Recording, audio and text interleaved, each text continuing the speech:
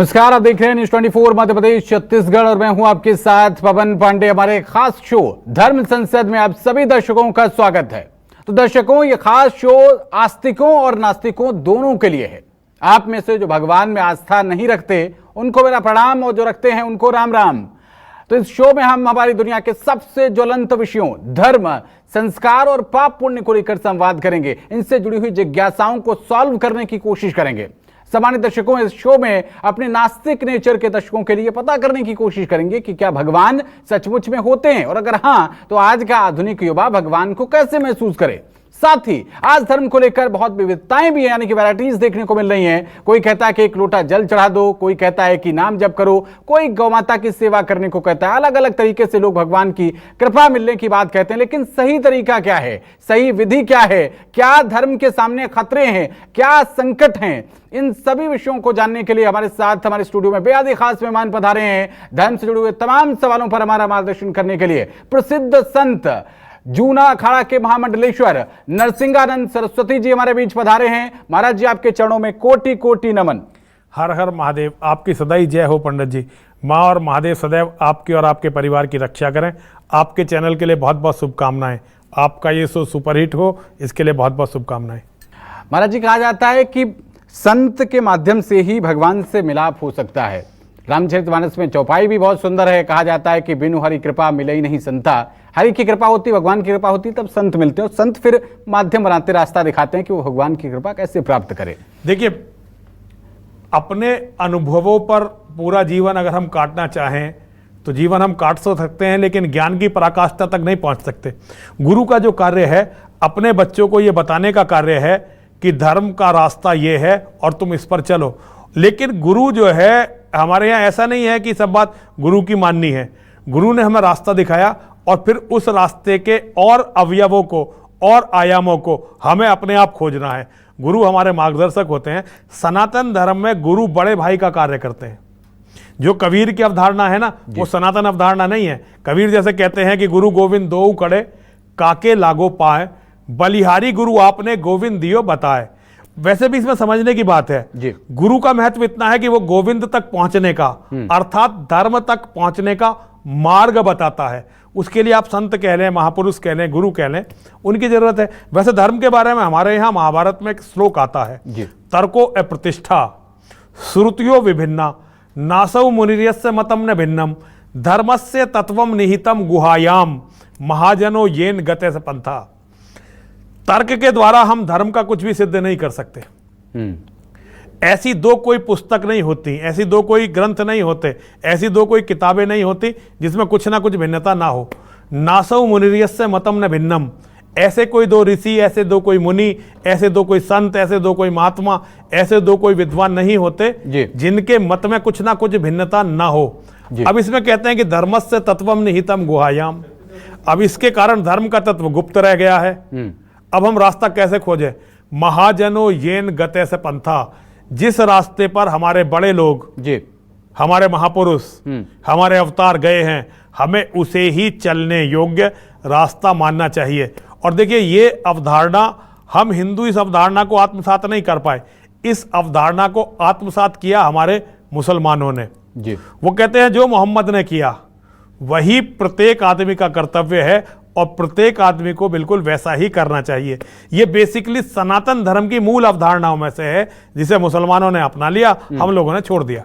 हमारे पूज्य शंकराचार्य जी, 4 पीठों का जहां तक मुझे ज्ञान है वो उल्लेख है, और चारों पीठों के शंकराचार्य एक जगह हम नहीं देखते। बाकी जगह अन्य धर्मों में उनके पूरे किसी भी विषय को लेकर जो भी खास लोग होते हैं वो एक मंच पर आ जाते हैं। हमारे यहाँ एक शंकराचार्य हैं, वो गौहत्या पर प्रतिबंध लगाने के लिए एक रास्ता, अपनी यात्राएं निकाल रहे हैं, अलग अलग कार्यक्रम कर रहे हैं। वो यूनिटी क्यों नहीं दिख रही? देखिए, चारों शंकराचार्य, क्या कोई भी सनातनी इस बात में तो कह ही नहीं सकता वो जो काम कर रहे हैं बहुत अच्छा कर रहे हैं। मुझे लगता है आप अभिमुक्तेश्वरानंद जी महाराज के बारे में कह रहे हैं। बड़े परम आदरणीय संत हैं, बहुत ही उनके आचार विचार बहुत अच्छे हैं। मैं उनका समर्थन करता हूं और गौ हत्या के लिए जो वो कार्य कर रहे हैं, मेरी उसमें पूरी श्रद्धा है। और सबको भी करना चाहिए जी, लेकिन और सबको भी देखिए, हमारे यहाँ क्या है, धर्म से बड़े अहंकार हो गए। सन्यासियों का जो ये सिंहासन लेके चलना, गद्दी लगाना और अपने आप को बड़ा सिद्ध करने का प्रयास, ये आदि गुरु शंकराचार्य जी ने कभी नहीं किया। आदि गुरु शंकराचार्य जी ने ये कभी नहीं किया। बाद में लोग मठाधीश बन गए और उन्होंने धर्म प्रचार छोड़ दिया, केवल अपना प्रचार करने लगे, उससे ये जो है गलत बातें आई हैं। और मैं ये कहता हूं शंकराचार्य जी हो चाहे कोई भी हो, साधु साधु हैं सब जी। मेरे लिए भेक भेक है।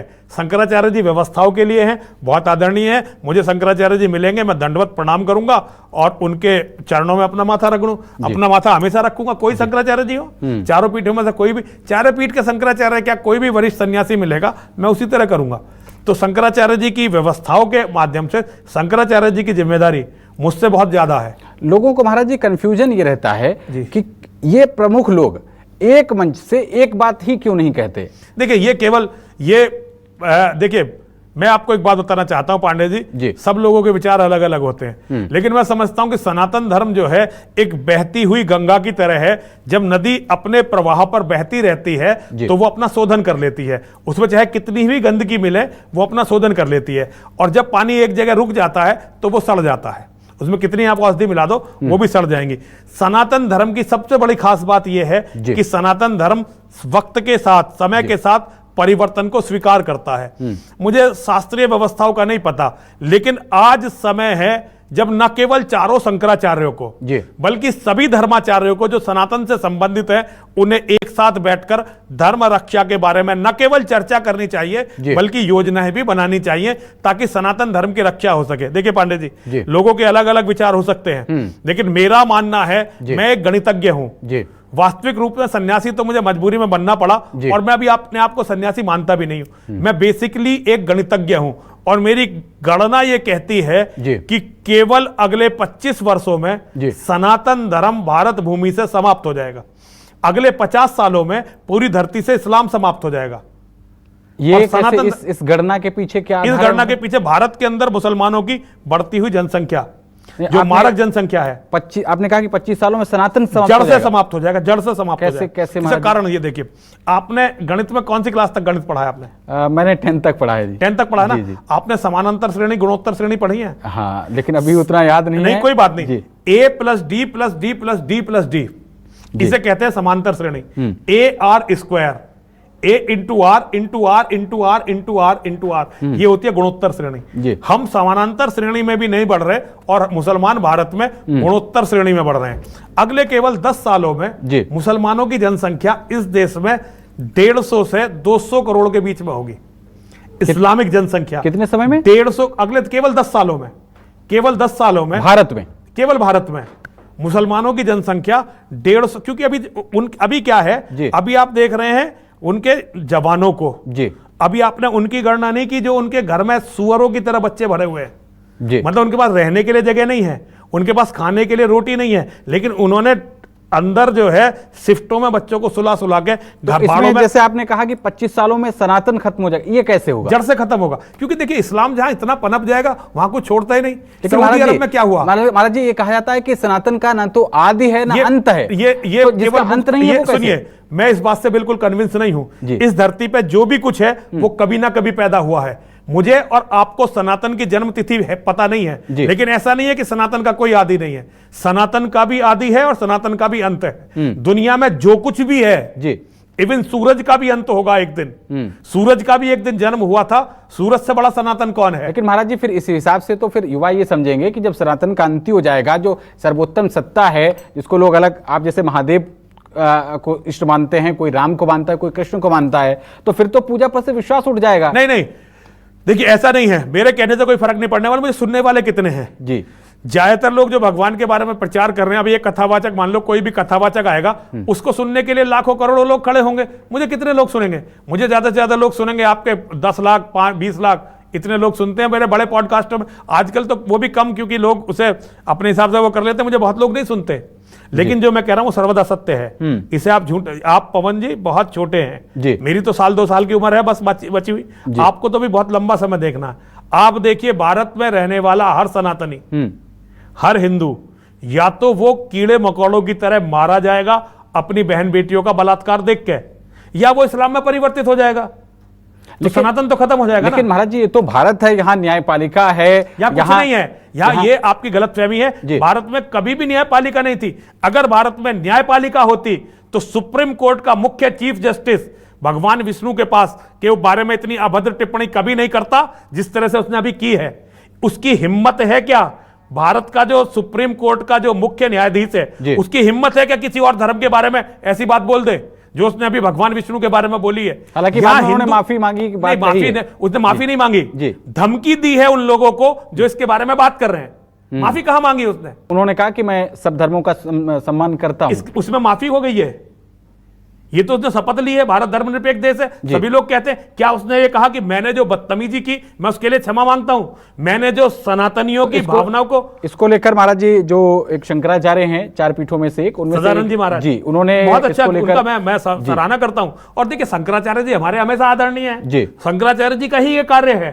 हम जैसे छोटे मोटे कीड़े मकोड़ों को सुनता कौन है? तो इस पर संतों की क्या रूपरेखा रहेगी? देखिए संतों की रूपरेखा अभी तक तो शून्य है। एक पत्र लिखने से या एक बयान देने से कुछ नहीं होता।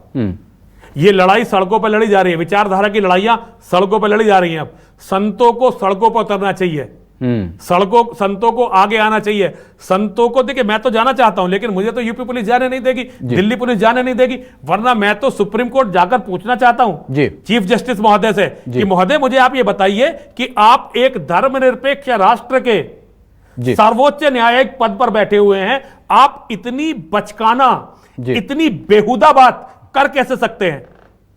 मैं तो जानना चाहता हूं जी। तो महाराज जी अब इसके साथ अब आते हैं हम अपने दर्शकों की तरफ, और ऐसे जो भक्ति भाव में हैं बहुत सारे प्रकार के, रामचरितमानस में 4 प्रकार के भक्त बताए गए। देखिए पहली बात तो आप रामचरितमानस की बात ना करें मुझसे, आप मुझसे गीता की बात करें जी। मैं गीता को ज्यादा विश्वसनीय मानता हूं, हालांकि मैं रामचरितमानस का बहुत सम्मान करता हूं जी, लेकिन रामचरितमानस कंडक्ट हमारे लिए कोड ऑफ लाइफ नहीं है जी, गीता है कोड ऑफ लाइफ। पूरी सृष्टि में गीता एकमात्र ऐसी पुस्तक है जिसे परमात्मा ने अपने श्रीमुख से दिया है, इसलिए मैं गीता पर बात करना ज्यादा पसंद करता हूं। मैं रामचरितमानस में मेरी बहुत श्रद्धा है, गोस्वामी तुलसीदास जी में मेरी बहुत श्रद्धा है, लेकिन गोस्वामी तुलसीदास जी के जीवन के कई ऐसे पहलू हैं जिनसे मैं सहमत नहीं हूं। ठीक है, मैं सहमत नहीं हूं, तो इसलिए मैं रामचरितमानस पर चर्चा मत करिए, और ग्रंथों पर चर्चा करिए, गीता पर करिए। ठीक, और गीता पर करिए, और भी उसका उल्लेख लेके मैं चलता था। ठीक है, इसको साइड कर देते, कोई बात नहीं। महाराज जी वीआईपी दर्शन की बात आती है, हमारे यहाँ व्यवस्था है, अमीरों के लिए बताया जा रहा है कि भगवान बड़ी जल्दी सुलभ हैं, वो जाते हैं। हालांकि भगवान नहीं है जो अमीरों के लिए सुलभ है, गरीबों के लिए सुलभ नहीं है। वीआईपी दर्शन की व्यवस्था है, वो भगवान नहीं हो सकता जी। पंडित जी मैं इस पर सहमत नहीं हूँ, तो वो भगवान नहीं हो सकता जो गरीबों के लिए सुलभ ना हो और अमीरों के लिए सुलभ है। वो भगवान क्या बात का भगवान है भाई? वो क्या व्यापारी है कोई? तो जैसे महाराज जी कई मंदिरों में ऐसी व्यवस्था है, वहां जाते हैं, मंदिर नहीं है, और वहां पर मैं उन्हें मंदिर नहीं मानता जी, वो मंदिर नहीं है, वो हिंदुओं को मूर्ख बनाने के लिए अड्डे हैं, पाखंड के अड्डे हैं, और इसी तरह के वो अड्डे हैं जो विनष्ट होते हैं। वहां पर काले सफारी सूट पहने हुए सुरक्षाकर्मी भक्तों की लाइन को मतलब ऐसे ट्रीट करते हैं जैसे कोई जानवरों का झुंड हो। इसको लेकर आप क्या करते हैं? क्या इस व्यवस्था में सुधार होना चाहिए? हिंदुओं को पहले मंदिर और धर्म स्थल, आस्था के स्थल को समझना चाहिए। हिंदू समझना नहीं चाहता, हिंदुओं ने अपने अपने पर्यटन स्थल बना रखे हैं, ठीक है ना, उन पर्यटन स्थलों को हिंदू जो है मंदिर मानता है। अब वो मंदिर नहीं है भाई, वो लोगों के पर्यटन स्थल है, लोग जाके वहां एक इवेंट की तरह जाते हैं, तो वो कोई धर्म, वहां धर्म नहीं है। धर्म के लिए इतनी दूर जाने की, इतने धक्के खाने की, अपना अपमान करवाने की, दूसरों के साथ कोई जरूरत नहीं है।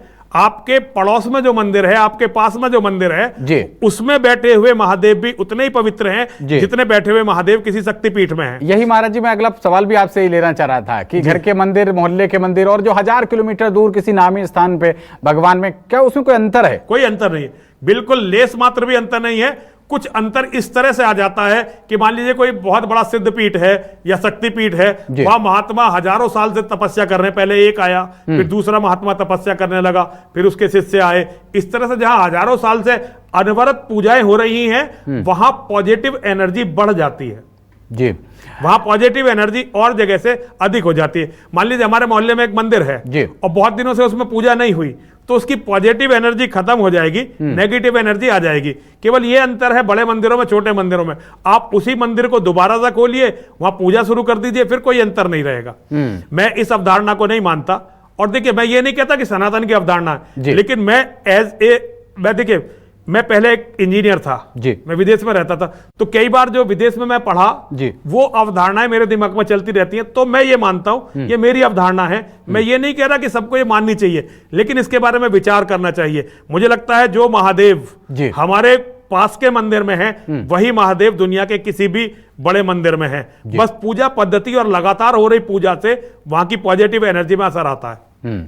ठीक है, चलिए दर्शकों, प्रोग्राम में आगे बढ़ते हैं और अब एक सवाल लेते हैं हमारे नास्तिक प्रकृति के दर्शकों के लिए। महाराज जी, क्या आप किसी एक आसान उदाहरण के माध्यम से संक्षेप में ये बता सकते हैं हमारे ऐसे दर्शकों को कि हाँ भगवान होते हैं और ऐसा उनको कोई महसूस किया जा उदाहरण सकता धरती है? पर संभव नहीं है।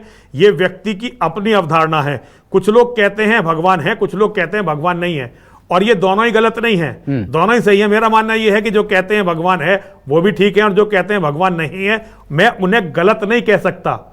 हालांकि मैंने अपने जीवन में हजारों बार भगवान की शक्तियों को महसूस किया है, लेकिन जब दूसरे ने महसूस किया ही नहीं उन शक्तियों को तो वो गलत मानता है। तो मेरी तरफ से वो गलत नहीं है। जिस दिन भगवान उस पर कृपा करेंगे, जिस दिन मेरी माँ और महादेव की उस पर कृपा हो जाएगी, उसे अपने आप भगवान की अनुभूति हो जाएगी और वो आस्तिक बन जाएगा। मैंने बहुत बड़े बड़े लोगों को देखा, जैसे अब मैं खुद ही जैसे मैं खुद अपने जीवन के 25-26 साल तक भगवान नाम की चीज को जानता ही नहीं था कि क्या भगवान क्या चीज है, मैं मानता ही नहीं था। और जब मैंने ये कपड़े भी पहने तो मैंने ये कपड़े अपने आप को पुलिस से बचाने के लिए पहने थे। लेकिन आज मैंने माँ और महादेव की शक्तियों को हजारों बार महसूस किया, हजारों बार मैंने उनका अनुभव किया। तो मैं आज मानता हूं कि भगवान है, पहले मैं नहीं मानता था। तो ये तो भगवान की अपनी कृपा है। भगवान जिसे अपनी शरण में लेना चाहते हैं उसे शरण में ले लेते हैं, जिसे शरण में नहीं लेना चाहते वो फिर नास्तिक रह जाता है। और नास्तिक होना बुरा नहीं है, बशर्ते कि वो दूसरों के धर्म का खंडन न करता हो, दूसरों के धर्म को खराब करने का प्रयास न करता हो। ये असल में क्या है कि हम ये अपनी अवधारणा पूरी दुनिया पे जब थोपने के लिए चलते हैं उससे गड़बड़ होती है। मैं सारी दुनिया से क्यों कहूं कि भाई जो मैं करता हूं तुम वो करो। मैं कुछ अपने शिष्यों को बताता हूं भाई ऐसा करना चाहिए, ऐसा नहीं करना चाहिए। उन्हें ठीक लगे तो वो उस काम को करें। अच्छा महाराज जी, तो अपनी बुद्धि है। भगवान को आप तर्क और विज्ञान से ज्ञान से अलग करके आप देखेंगे आस्था को, तो फिर आस्था कई बार अंधविश्वास की तरफ चलने लगती है जी। तो मैं तो देखिए, और दूसरी बात मैं एक बात और कहता हूं, आस्था का कभी भी कोई तर्क नहीं होता। मैं भगवान में इसलिए विश्वास करता हूं क्योंकि मेरे पिताजी करते थे जी। अब जी, क्योंकि जब मैं परेशान हुआ तो मैं उन चीजों की तरफ गया जिसकी तरफ मेरी वंश परंपरा में थी, और जब मैं उधर गया तो मुझे राहत मिली, मुझे आसान जीवन जीने में आसानी हुई, मुझे अपनी लड़ाइयों को झेलने में आसानी हुई, अपने दुखों को कम करने में आसानी हुई, और सबसे बड़ी बात जो मुसीबतें मेरे पास ऊपर पड़ती थी लगातार वो कम हुई। तो ये अपने अपने अनुभव की बात है, मैं इस पे किसी पे कुछ भी चीज थोपना नहीं चाहता जी। महाराज जी, अभी एक बहुत पॉपुलर क्रिकेटर हैं विराट कोहली, वो अभी कुछ महीनों पहले वृंदावन के एक संत हैं प्रेमानंद जी महाराज, उनके यहाँ पर गए तो प्रेमानंद जी महाराज ने उनसे कहा कि जब जीवन में प्रतिकूलताएं आती हैं, फेलियर्स आती हैं, उस समय व्यक्ति के साथ दो चीजें होती है। अगर उसका माइंडसेट पॉजिटिव है तो वो डिप्रेशन में चला जाता है, भगवान की अगर उसके ऊपर कृपा नहीं है डिप्रेशन में चला जाएगा। कई लोग सुसाइड तक कर लेते हैं फेलियर आने पर। लेकिन किसी को एक छोटा सा गलियारा, एक छोटी सी किरण दिखती है कि वो भगवान से जुड़ जाए। ऐसा विराट कोहली के साथ हुआ। उनका करियर में डाउनफॉल चल रहा था, वो कई प्रसिद्ध मंदिरों पर गए, वो बाबा नीम करोरी के यहाँ गए, वो बाबा महाकाल के दरबार पर भी गए, 3 बार शायद वो प्रेमानंद जी महाराज से भी मिल चुके हैं जी। ऐसे जो आप बता रहे हैं कि आपके साथ भी जब ऐसा हुआ तब आप धर्म से जुड़े, तो ऐसे लोगों के लिए मैंने ये सवाल पूछा था कि क्या वाकई में जो भगवान की कृपा है वो जब जो नाम जप की बात करते हैं, आपको मंत्र नहीं आता, अगर कोई व्यक्ति बोल भी नहीं सकता तो फिर वो भगवान की कृपा कैसे प्राप्त करे? हमारे यहाँ वाल्मीकि जी से बड़ा इसका कोई उदाहरण नहीं हो सकता जी। वो जब उन्होंने जाप शुरू किया वो राम शब्द नहीं बोल पा रहे थे, तो मरा मरा बोलने के लिए उनसे कहा गया, मरा मरा बोलते बोलते बोलते वो राम पर आ गए और वो सिद्ध हो गए। उनसे बड़ा सिद्ध कौन है सनातन धर्म में? तो देखिए, आपकी भावना भगवान की तरफ होनी चाहिए। आपको मंत्र आता है नहीं आता इसकी कोई बहुत बड़ा महत्व नहीं है। भगवान की तरफ जाने के लिए आपकी भावनाएं हैं। देखिए, पहले तो लोग धर्म और अध्यात्म के अंतर को समझे।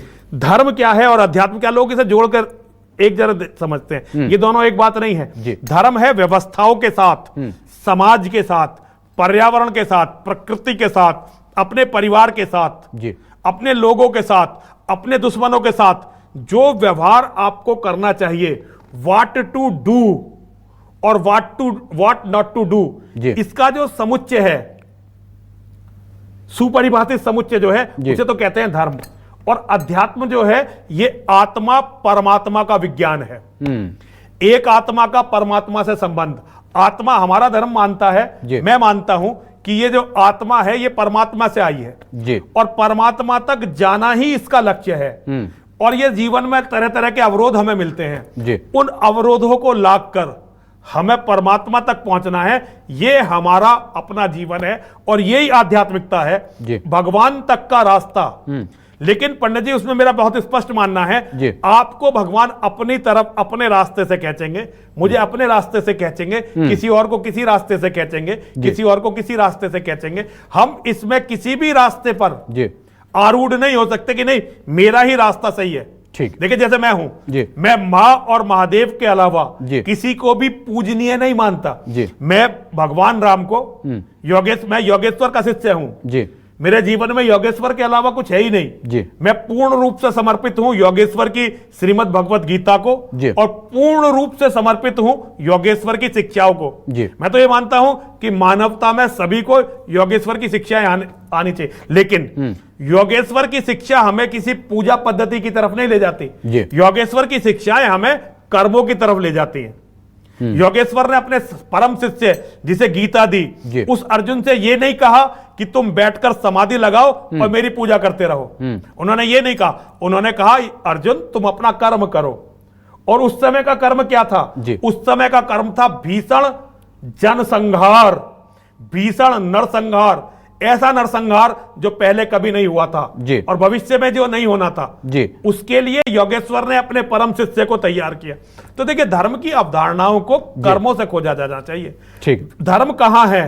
धर्म व्यक्ति के कर्म में है। ठीक है। और अगर धर्म व्यक्ति के कर्म में नहीं है पंडित जी, तो फिर धर्म धरा पर कहीं नहीं है। ठीक है। तो महाराज जी हम भारत देश में रहते हैं और यहाँ पर संविधान का रूल चलता है। क्या भारतीय नागरिकों के लिए संविधान पहले आए या धार्मिक ग्रंथ मनुस्मृति या गीता जैसे? पहले मुझे ये बताइए कि भारत में कौन सा हिस्सा है जहां संविधान चलता है? मैंने भारत के किसी भी हिस्से में संविधान को चलते नहीं देखा। यहां तो केवल एक भीड़ का साम्राज्य चलता है, अफसरों की अफसरशाही चलती है और नेताओं की गुंडागर्दी चलती है। मैंने यहां संविधान को चलते कभी देखा ही नहीं। अब मेरा इतना जीवन हो गया तो मैंने आज तक नहीं देखा। आप मुझे भारत के वो हिस्से बताइए कि भारत के इस हिस्से में संविधान चलता है। महाराज जी मान लिया जैसे हम यहीं स्टूडियो में बैठे हैं, तो स्टूडियो में क्या भारत का संविधान चल रहा है? तो संविधान के मुताबिक यहाँ पर हमको कोई डिस्टर्ब करने नहीं आ सकता। डिस्टर्ब करने आएगा तो उसके लिए पुलिस है। ऐसा नहीं है। आपके साथ करने के लिए कभी भी देखिए सुनिए, आज आप इसमें बहुत आसानी से बैठे हुए हैं, बहुत जल्दी हजारों लाखों लोगों की भीड़ आपके भी स्टूडियो के बाहर खड़ी होगी। नहीं तो उसके लिए फिर सुरक्षा बल है, कोई नहीं, सुरक्षा बल नहीं है। कश्मीर खाली हो गया, कौन सा सुरक्षा बल गया? क्या वहां संविधान नहीं था?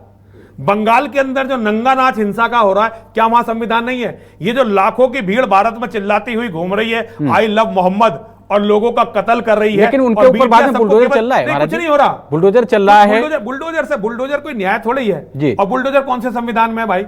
बुलडोजर तो योगी जी का मन है, योगी जी का अपना नहीं, सिर्फ योगी जी की नहीं है, अगर मध्य प्रदेश की भी बात करें, छत्तीसगढ़ की बात करें, वो योगी जी की नकल, वो संविधान में नहीं है बुलडोजर। संविधान में कहीं बुलडोजर का जिक्र नहीं है। ये जो बुलडोजर चल रहा है ये योगी जी के मनोबल से। और अब कुछ और लोगों ने सीखा कि भाई योगी जी इससे हिंदुओं को राहत दे पा रहे हैं, और ये जो दुष्ट लोग हैं जो इस युग के राक्षस हैं उनका कहीं ना कहीं हनन कर पा रहे हैं, उनको कहीं ना कहीं रोक पा रहे हैं, तो दूसरे लोग उन्हें फॉलो करने लगे। लेकिन बुलडोजर भी संविधान नहीं है भाई, संविधान नहीं है यहाँ पे। कल यहाँ गिरिराज सिंह जो केंद्रीय मंत्री हैं, उनका दामाद जो अधिवक्ता है, बड़ा प्रतिष्ठित अधिवक्ता, उसकी पुलिस ने पकड़ के पिटाई कर दी। ये कौन सा संविधान है?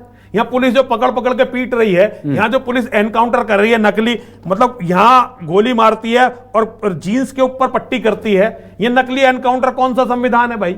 ये क्या है? तो कोई संविधान नहीं है भाई। ये तो विषयांतर हो जाएगा। विषयांतर नहीं है, ये सत्य है। आप देखो यहाँ किसी भी उसमें कोई संविधान, आप एक मुसलमान से मुझे कहलवा दो कि वो संविधान पर चलता है। नहीं, हम तो आज यहाँ पर सनातन से संबंधित चर्चा करने के लिए बैठे हैं।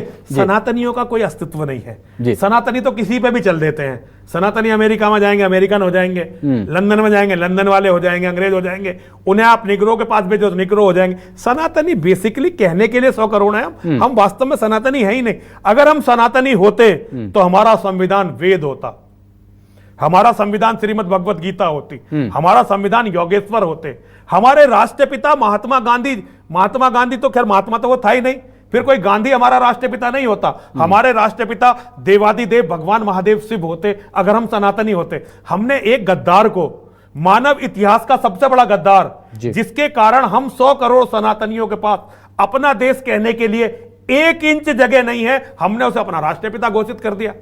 तो हमारा क्या हमारा बुद्धि चातुर्य है, ठीक है, क्या हमारी समझ है, क्या हमारा अस्तित्व है। सनातन के सामने एक मौजूदा दौर में एक और बड़ा संकट है, और मौजूदा समय में क्या है कि खासतौर पर भोले वाले आदिवासियों को लालच देकर मिशनरीज धर्मांतरण करवा रहे हैं। आदिवासी गरीब है, उनके पास खाने को अन्न नहीं है, ठीक से कपड़े भी नहीं है पहनने के लिए। मिशनरीज जाते हैं, बोलते हैं ये लो 10 लाख लो, 20 लाख लो, 25 लाख रुपए लो, धर्म परिवर्तन करो और अपने परिवार के लोगों को सही से एक अच्छा जीवन स्तर दे दो, उनको खाने के लिए रोटी दे दो। ऐसे में उस भोले वाले आदिवासी का धर्म क्या होना चाहिए? देखिए, सबसे पहला धर्म किसी भी व्यक्ति का, कोई भी व्यक्ति हो, उसका सबसे पहला धर्म है कि वो अपने परिवार और अपने अस्तित्व की रक्षा करे। अगर उसे आस्था बदलकर मानवीय जीवन मिलता है तो भाई उसे मिलना चाहिए। हमारे पास क्या धन की कमी है? हमारे मठ मंदिरों में पैसे की कमी है क्या? हमारे पास लोग पैसे वाले नहीं है क्या? अडानी अंबानी नहीं है क्या हमारे पास? हमारे लोग इन कामों में पैसे क्यों नहीं खर्च करते? हमने जाके पूरे अमेरिका का धर्मांतरण क्यों नहीं किया? तो इसके लिए हल क्या है महाराज जी? फिर जी, इसका हल, कोई हल? इसका हल है दुनिया को सनातनी बनाओ। और देखिए, अगर पैसे का, महाराज जी सनातनी ही तो अलग धर्मों में जा रहे हैं, वही तो वो इसलिए जा रहे हैं कि उन्हें, तो कैसे सनातनी बनाएं? पूछ रहे हैं ना भाई, आपको किसी की जरूरत नहीं है, आपका कोई धर्माचार्य वहां नहीं पहुंचा, उसने उनके जीवन स्तर पर ध्यान नहीं दिया, आपका कोई नेता वहां नहीं पहुंचा, आपका कोई व्यापारी वहां समाज सेवा करने के लिए नहीं पहुंचा। अगर दूसरे लोग जा रहे हैं, आपको उससे दिक्कत क्या है? आप खुद कुछ कर नहीं रहे हैं, किसी को सहारा दे नहीं रहे हैं। ऐसे देखिए, बहुत सारे लोग हैं जो लोगों में हमेशा कमी निकालते रहते। भाई मैं उस तरह का नहीं हूं। मैं देखता हूं, हमने बहुत सारे लोग जी, अपने परिवार के लोग, अब तो खैर जागरूकता आई है, पहले मैंने देखा जब हम बचपन में थे, लोग अपने माता पिता जो कोढ़ी हो जाते थे, किसी का पूर्व जन्म का कर्म है, कर्म खराब हुए वो कोढ़ी हो गया, हम अपने घरों से निकाल के फेंक देते थे। अगर कोई उसे अपने पास ले जा रहा है जी, तो आप इसे क्या कहेंगे? भाई आपको उसकी जरूरत नहीं थी, आपने उसे निकाल के फेंक दिया, दूसरे ने अपना लिया। देखिए, स्वस्थ कंपटीशन कीजिए जी। अगर सनातन धर्म में दम है तो उसे पूरी दुनिया पर छा जाना चाहिए। हमारे साधु संतों के पास क्या वेटिकन से कम संपत्ति है? हमारे यहां आज एक लड़का, एक जरा सा बच्चा, धीरेन्द्र कृष्ण शास्त्री, अरबों की संपत्ति है, वो क्यों नहीं अपनी संपत्ति को पूरी दुनिया के सनातनीकरण में लगाता? हमारे यहां क्या अंबानी के पास सोरोस से कम पैसा है? जॉर्ज सोरोस है, पूरी दुनिया को मिटाने के लिए काम कर रहा है। हमारा तो कैंसर हॉस्पिटल बनाने की बात कर रहे हैं। तो कैंसर हॉस्पिटल से क्या होगा? कैंसर हॉस्पिटल, हिंदू गांव भी बनाने की बात कर रहे हैं। हिंदू गांव, 5 साल में एक हिंदू गांव बना तो 6 लाख हिंदू यहां गांव है, इसमें तो कई युग बीत जाएंगे। देखिए, बात ये नहीं है, ये मैं बहुत सम्मान करता हूं उनका, लेकिन मैं उनसे कहना चाहता हूं, भाई जो काम दूसरे कर रहे हैं आप क्यों नहीं कर रहे? हम क्यों नहीं कर रहे? हम क्यों नहीं कर रहे? मैं देखता हूं दूसरे लोग जो है बम बांध के जो है दूसरों के धर्म स्थलों पर जाते हैं, फट जाते हैं। वो तो दूसरों के धर्म स्थलों पर फट रहे हैं, हम उन अड्डों पे जाके हमारे नौजवान क्यों नहीं फट रहे जहां आतंकवाद की शिक्षाएं दी जाती हैं? लेकिन महाराज ये तो फिर कानून का विरोध हो जाएगा। कानून है ही नहीं इस देश में भाई। कानून जो ऐसे आतंकवादियों के जो अड्डे हैं वहां पर तो स्ट्राइक हो रही है ना, सर्जिकल स्ट्राइक हो रही है वहां पर। ऐसे सर्जिकल स्ट्राइक करनी है तो देवबंद पे करो, पहले दारुल उलूम देवबंद पे पहले सर्जिकल स्ट्राइक करो, पहले नदवा पे जाके करो। पाकिस्तान में जो चल रहा है उसकी जड़ भारत में है। ये जो तालिबान अफगानिस्तान में लड़ रहा है इसकी जड़ भारत में है।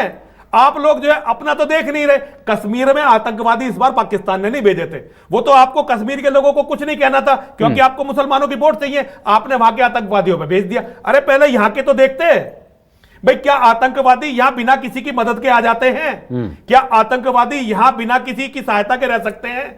ठीक, उस पर तो आपने जांच भी नहीं की, आपने वहां अपने जाके भेज दिए। अरे पहले यहां वालों को तो देख लो, पहले देखो आतंक की विचारधारा जाग कहां से रही है। सबसे बड़ा केंद्र आतंक की विचारधारा को फैलाने का दारुल उलूम देवबंद है। खैर, आप ये तो फिर सरकार पर बड़ा प्रश्न लगा रहे हैं महाराज जी। सरकार को मैं मानता ही नहीं हूं, ये सरकारें हैं ही नहीं। अच्छा, ये तो केवल देखिए, मैं रूस में पढ़ा जी, रूस में जो सरकार योजना बनाती थी आज से 100 साल आगे की, आज से 200 साल आगे की, आज से 500 साल आगे की, कम से कम आज से 50 साल आगे की, यहां योजनाएं क्या बनती है? हमने चुनाव जीत लिया, अब अगला चुनाव जीतना है। एक महीने, आज एक चुनाव लोकसभा का हुआ, अगले साल फिर कहीं विधानसभा के चुनाव। अच्छा, धर्म के लिहाज से अगर हम देखें तो धर्म को पुष्पित पल्लवित होने के लिए, सनातन को पुष्पित फलने फूलने के लिए 2014 से पहले अच्छा समय मिला या 2014 के बाद? 2014 से पहले। 2014 से पहले धर्म पहले अच्छा समय इसलिए था कि उस समय कम से कम हमारी बोलने के लिए, हमारे लिए लड़ने वाले तो थे। 2014 के बाद वो सारे लोग जो हमारे लिए लड़ रहे थे, बोल रहे थे, वो सरकारी दलाल बन गए और हमारे लिए बोलना उन्होंने छोड़ दिया। इसीलिए आप देखेंगे 2014 के बाद लव जिहाद के केस हजारों गुना बढ़ गए और लड़ने वाले बिल्कुल खत्म हो गए। या प्रकाश में आ गए, पहले दबे रहते थे, अब प्रकाश में आ गए। नहीं नहीं नहीं, हाँ। पहले अगर एक केस होता था तो सारे हिंदू लड़ने के लिए खड़े होते थे। मेरठ शहर में, मुजफ्फरनगर में लव जिहाद का एक केस हुआ, सारे हिंदू इकट्ठे होकर खड़े होते थे। वो जो पहले लोगों को हिंदू संगठन इकट्ठे करते थे, अब वो सरकार की दलाली में लग गए। तो कोई हल नजर आ रहा है महाराज जी आपको? कोई हल नजर नहीं आ रहा, अभी कोई हल नजर नहीं आ रहा। मां और महादेव ही कोई हल निकालेंगे। मानव के स्वभाव के अनुसार मुझे हिंदुओं का, देखिए जी, मुसलमानों की आज तक जितना भी हुआ उसमें मुसलमानों की मैं कोई गलती नहीं मानता। वो जिसे फॉलो करते हैं, जो उसने उन्हें बताया, वो हर काम वैसे ही कर रहे हैं। गलती जितनी भी है हम सनातनियों की है। हमने ना अपनी किताबें पढ़ी ना उनकी किताबें। बात सिर्फ मुसलमानों की भी नहीं है, छत्तीसगढ़ में खास तौर पर, हालांकि सरकार वहां पर लगातार धर्मांतरण को लेकर कानून बना रही है, लेकिन लगातार क्रिश्चियन मिशनरीज भी आ रहे हैं, वो ईसाइयत में परिवर्तित कर रहे हैं। देखिए, ईसाइयत में परिवर्तन कर रहे या अभी मैंने एक वीडियो देखी जिसमें पगड़ी बांधे हुए सिख समाज के लोग कलावा काट के कड़ा पहना रहे थे। देखिए, अगर कोई व्यक्ति अपना धर्म परिवर्तन करना चाहता तो सरकार कैसे रोक लेगी? आप मुझे बताओ, कैसे रोक लेगी? कौन सी सरकार कानून बना लेगी? तो मूर्ख बनाने वाली बातें हैं। तो इसमें तो धर्माचार्यों का रुख है, फिर ज्यादा रोल हो जाता है। ये तो समाज का काम है भाई, ये सरकारों का काम है ही नहीं। ये असल में देखिए क्या, हिंदुओं के धर्माचार्य अपने आप से कुछ नहीं करते। ठीक, हिंदुओं के किसी भी धर्माचार्य को मैंने समाज की तरफ से करते, वो कहते हैं जी सरकार नहीं कर रही। तो सुधार हमको धर्माचार्य हो, सुधार हमारे अंदर आना है। देखिए, मेरा एक शिष्य है अमित शर्मा, आपने नाम सुना होगा, बहुत बड़े कवि हैं अमित शर्मा जी, वीर रस के सबसे बड़े जवान कवियों में सबसे बड़े कवि। उनका एक वो है कि शिष्य अगर नालायक हो तो गलती गुरु की होती है। आज भारत के धर्माचार्यों ने अपने आप को नेताओं का शिष्य या दलाल बनना स्वीकार कर लिया। आज कोई हमारा धर्माचार्य नहीं है, जब हमारे खिलाफ कानून बनाए जाते हैं तो खड़ा होकर कहे कि ये जो कानून बन रहा है ये सनातन धर्म के विरुद्ध है, ये कानून नहीं बनना चाहिए। कौन सा धर्माचार्य है जो ये काम करता है, जो ये कहता है? हमारे हिंदू लोग जो है वो धर्माचार्यों से जुड़े क्या? धर्माचार्य उन्हें एक लॉलीपॉप के अलावा दे क्या रहे हैं? जब हिंदू समाज को जरूरत होती है, कौन सा धर्माचार्य खड़ा होकर सड़कों पर आता है? कौन सा धर्माचार्य उनके लिए दवाई की व्यवस्था करता है? हमारे यहां तो जितने हमारे यहां आश्रमों में जो अस्पताल बने हैं, आप उनमें देख के जाओ, उनमें इतने मुसलमान दवाई लेने वाले होते हैं कि हिंदुओं को दवाई नहीं मिलती। हरिद्वार में एक दो सन्यासियों ने बना रखे हैं। मैंने उनसे कई बार कहा कि भाई ये धर्म का पैसा धर्म में लगना चाहिए, ये तुम्हारे बाप का पैसा नहीं है, ये धर्म का पैसा है। लेकिन वो उसे लगाते ही नहीं, वो ऐसे काम करते हैं, धर्म को कभी बल नहीं मिलता। ठीक है, तो महाराज जी, वैसे तो आपके साथ चर्चा करके बहुत आनंद आ रहा है, लेकिन क्योंकि समय की भी थोड़ी सी सीमा है हमारे साथ, और उसकी वजह से हमें इस चर्चा को यहीं विराम देना पड़ेगा। और अगले फिर किसी एपिसोड में महाराज जी आपके साथ फिर से बैठेंगे। और आपने न्यूज़ 24 मध्य प्रदेश छत्तीसगढ़ के दर्शकों के लिए समय निकाला, बहुत आभार आपका। एक बार फिर से आपको कोटि कोटि नमन। पवन हर हर महादेव, हर हर महादेव। जय हो आपकी मां और महादेव सदैव आपकी रक्षा करें। हर हर महादेव। दर्शकों, इस धर्म संसद के अगले एपिसोड में फिर किसी धर्म गुरु के साथ आपसे परिचय करवाएंगे। आपके कोई अगर सवाल हैं तो आप भी हमारे सोशल मीडिया प्लेटफॉर्म के कमेंट सेक्शन में जाकर लिख सकते हैं। आपके उन सवालों को पूछने की हम कोशिश करेंगे। इस कार्यक्रम से आप जुड़े बहुत शुक्रिया आपका। बाकी तमाम बड़ी खबरों के लिए देखते रहिए न्यूज़ 24। नमस्कार।